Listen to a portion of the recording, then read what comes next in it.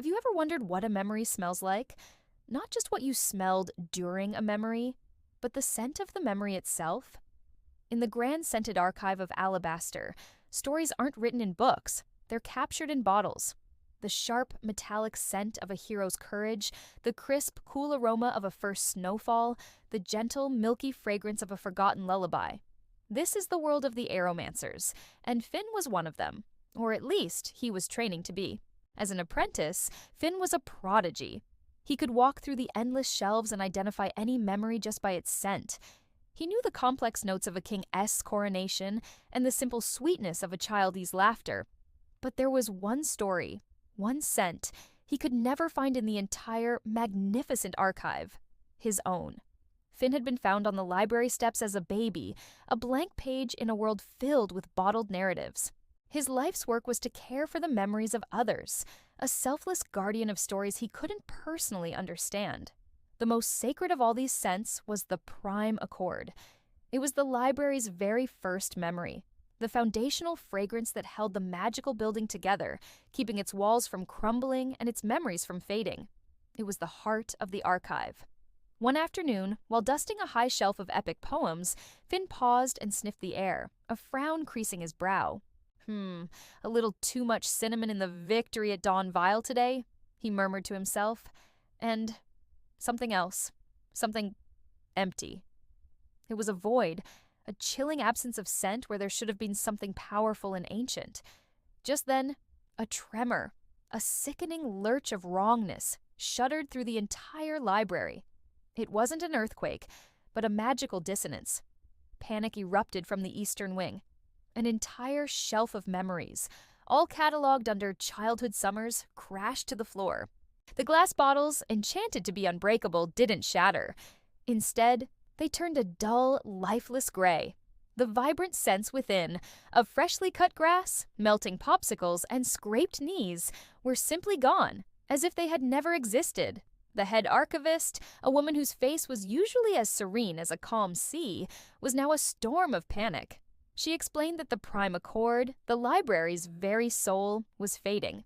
As its power weakened, the library itself was forgetting how to exist, its memories unraveling one by one. The task fell to Finn, the apprentice with the keenest nose in alabaster. His mission was desperate and seemingly impossible.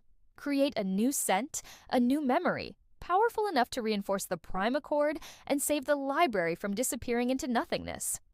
Finn rushed to his workshop, a sanctuary of vials, beakers, and burners. He began his work with a frantic, focused energy, carefully uncorking potent scents from the library's most powerful collections, hoping to mix a new, life-giving accord. He started with the legends. He uncorked a vial labeled The Courage of the First King, a scent so powerful it smelled of thunder and forged steel. The moment the aroma hit him, foreign memories flooded his mind. The roar of a battlefield, the weight of a crown. The sensory overload was too much, giving him a pounding headache. "Whoa, too strong!" he gasped, quickly stoppering the vial.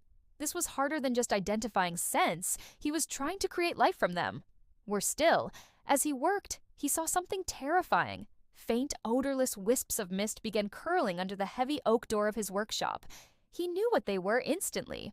Anosmia vapors, the physical embodiment of forgotten things, the antithesis of memory.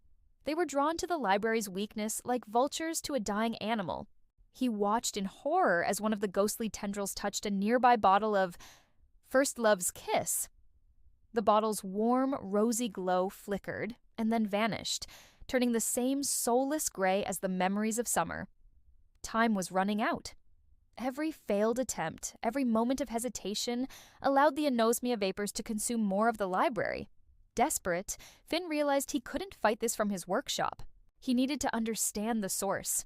He raced through the echoing halls, past shelves of now gray bottles, to the central chamber where the prime accord was kept.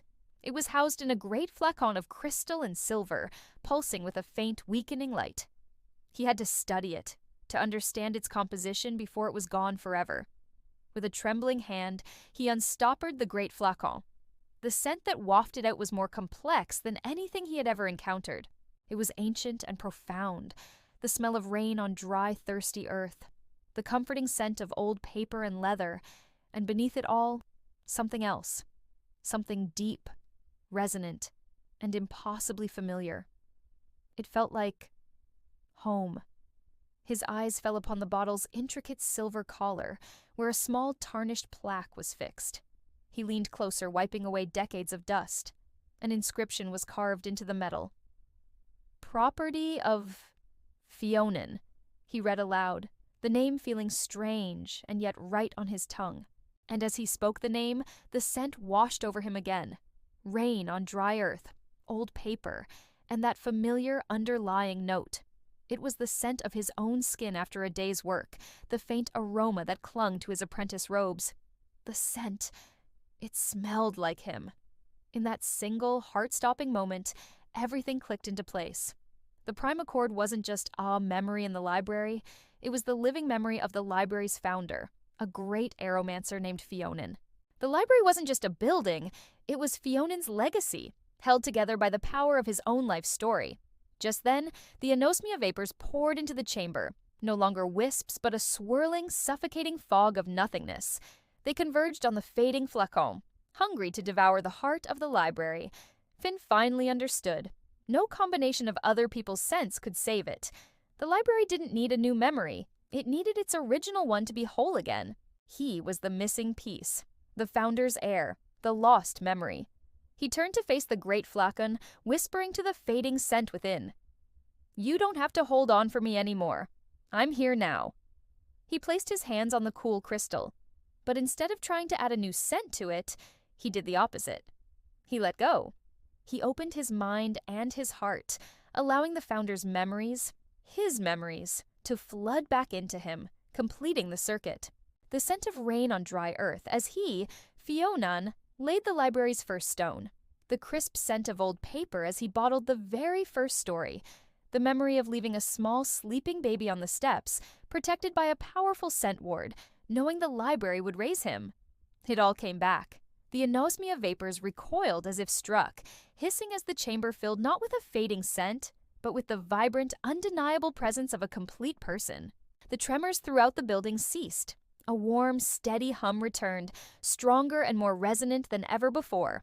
All across the grand scented archive, the dull, grayed-out bottles regained their color, their stories glowing brightly once more. Fionin, stood tall, no longer an apprentice without a past, but the master of the library, the inheritor of his own legacy.